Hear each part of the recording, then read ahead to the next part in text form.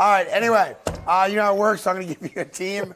You tell me, and there's only like 1 week left of this, of the panic button. Should they panic or don't panic, okay? Okay. You guys at this point are pros of this. Let's do it. All right, start you off. Team numero uno. Numero uno. They are averaging 13 points per game over the last 4 road games. They're on their third quarterback for the second time. And since 2016, they are 10-25 in December/January. Is it time for the New York Jets and their fan base panic or don't panic? Oh, come on now. Go ahead. Why should the Jets panic? Mike White's back. The Savior's back. Done. Absolutely, but they're playing the Seattle Seahawks and Geno Smith. That's right, because that's a franchise on the uptick. It's not even about that. This is personal for Geno. It's personal for the This is Jets. personal for Geno. I like the Jets. I just don't think that they're going to get it done, man. I like Mike White. I like everything that he brings to the table. He gives them the best opportunity to win. But the way that they've been losing these games and the position that they put themselves in, you got to have a full, healthy Mike White that can get these guys the ball. I'm not sure if he's 100% healthy. He'll be better than Zach Wilson. Well, I'm sure he's not 100% healthy. I think the one aspect of that you're dead right about is how does he protect himself against a sack? Like, those ribs don't just heal in 2 weeks. So the fact that he can throw the ball, great. The fact that he can breathe well, great. But if he takes another hit, and then he's out, then you're in trouble. What do you go to? Well, Joe Flacco's the backup. Zach's not even dressing. What do you go to? Right. Fair enough. You're right. I mean, you guys set me up for this every single week. Every week, it's the same thing. I didn't hit the panic button. I believe in your Jets. You wanted to hit the panic button. But I didn't hit it. All right. Yeah, it's trouble. All right, team number 2. Winless this season against teams with winning records, 0-5. Lost on a fumble on the 5-yard line last week. Lost on the most now infamous play of the season with the flea flicker against the Raiders. New England Patriots, panic, don't panic. Love that. Yes. I love the sound of that. Hit that button again. Woo-hoo! Tell me why. Well, because number one, they can't score a lot of points. And when you look at what they've done the last couple of weeks, they found ways to lose football games. And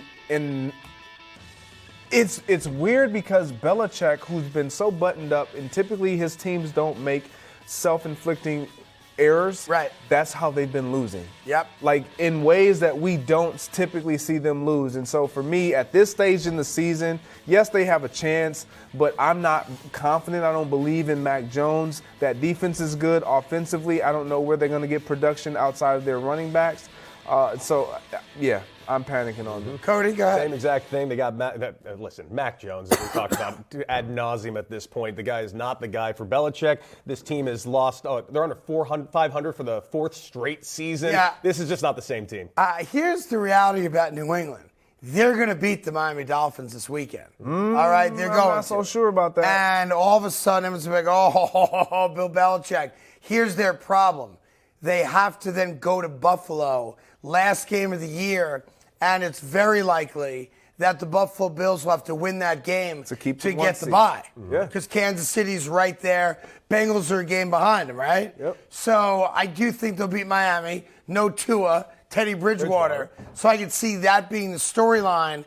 And then you're going to have New England at Buffalo, Jets at Miami, and all of a sudden, you got to keep your eyes on both games because they both have such an impact on who makes it to the playoffs. But I think New England wins this week, and then their season comes to a violent, tragic, despicable end the following Sunday at Orchard Park, where Josh Allen drops a 40-burger on them again. I just think that's how it might play out. Now I kind of want it to play out this way. Exactly. Yep. And I think that's how it's going to play out.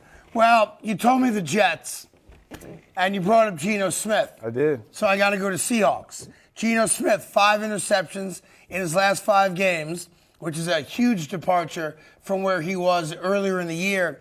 Seahawks are not making the playoffs now. This is about one man's pride, I guess, but it doesn't stop the fact that Seattle's got a lousy defense. Mathematically, they are alive. Okay, I buy that. Panic don't panic. Yeah, I'm with you guys on that. Yeah, that's Terrible defense. Yeah, this defense is not good enough. I feel like when I hit the panic button, it doesn't work as well as when you guys hit it. Ready? Here we go. Yeah. Okay, now it's working. Okay, just checking. I just want to make sure it worked. That's all. Yeah, Geno Smith. He ain't beating the Jets. Stop it. It's crazy talk. You know that. Well, when I look at the Seattle Seahawks, again, Geno Smith has been great all year, but now the end of the year, he hasn't been his best. No, he's costing himself a lot of money right now. When you need to be your best is when the team is going for a playoff push. And right now, Geno Smith has not been his best. The defense has just been non-existent. And that's a bigger part of it. Yes. You know, they're playing catch-up a lot lately, and they're not defending that home turf. You know, and I'll give you an example. You know, the New York Jets, even with all their quarterback problems, are favored at Seattle. Mm-hmm. That makes no sense to me. None whatsoever. Seattle's essentially in the same spot the Jets are in, on the outside looking in, mathematically alive. If you find a way to win your last two, yeah, you have a chance of getting in as the last seed, but you're going in the wrong direction. Mm-hmm. They both are. You've got now somewhat embattled quarterback situation. Defense hasn't been as good as it was earlier in the year, and I think there are a lot of similarities between the two right now, but you're still at Seattle.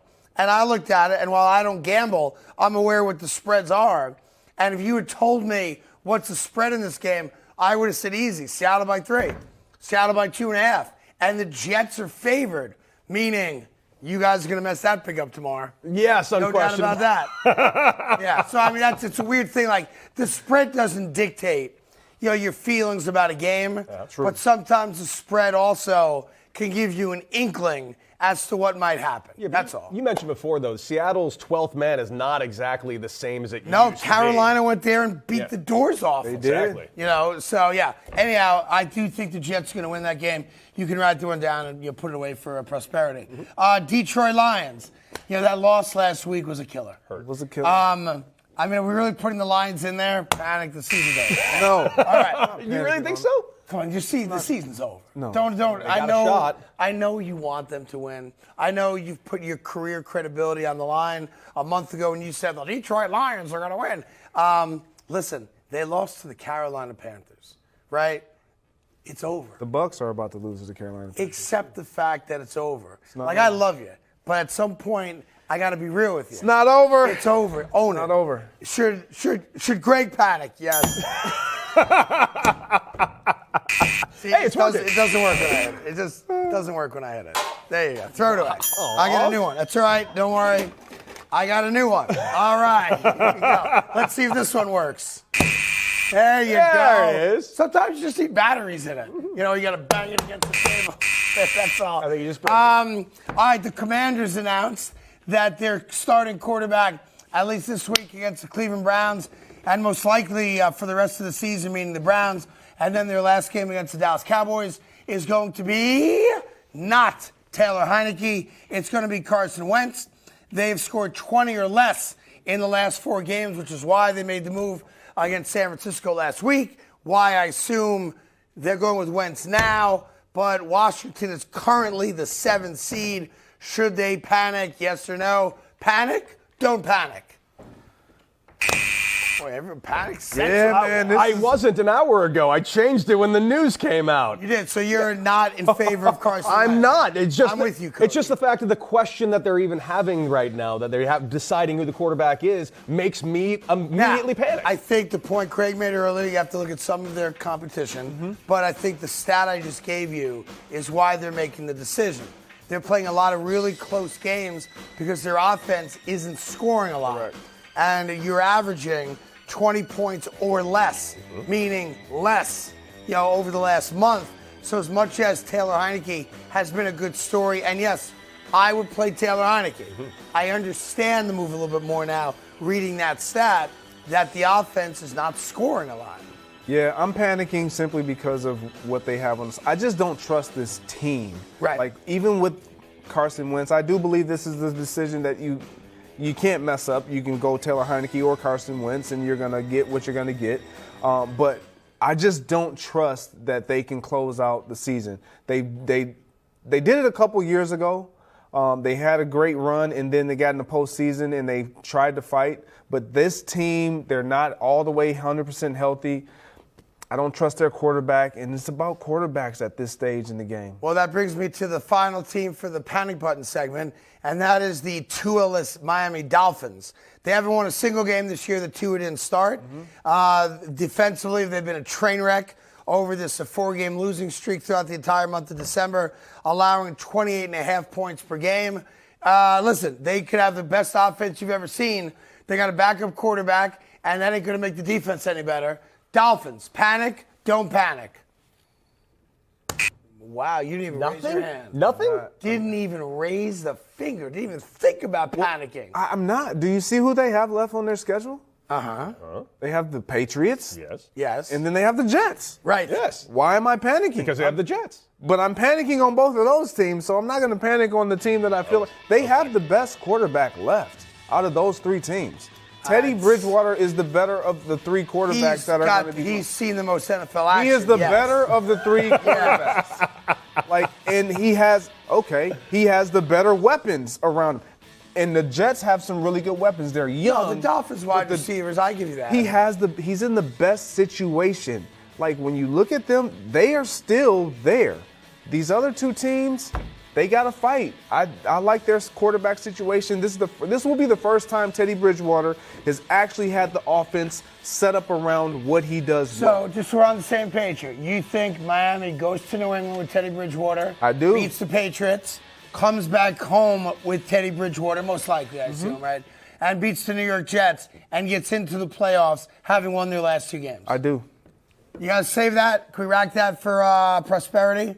And so we can mock Greg when he's not here behind his back? Thank you for that. And just so I'm clear, you believe that the Jets are going to go to Seattle and win. Yes. And then go down to Miami and win. That's right. That's right. Can you guys save that? Yeah. Save that too. So I can mock Craig like every other year we mock. By the way, I'll do you one better. Do you one better. If I'm wrong, you host the show. How's that? I don't even want to host a show. I like it. I know. I'm dying for a day off. However, I will get the 6th grader, Anthony, that gets in here. He'll let him host. He already told me he's better. Hey there. Thank you so much for watching The Carton Show. You can subscribe right here to get all the latest bits and segments from the show. And by the way, while you're at it, we have a lot of great shows on FS1, so check them out too.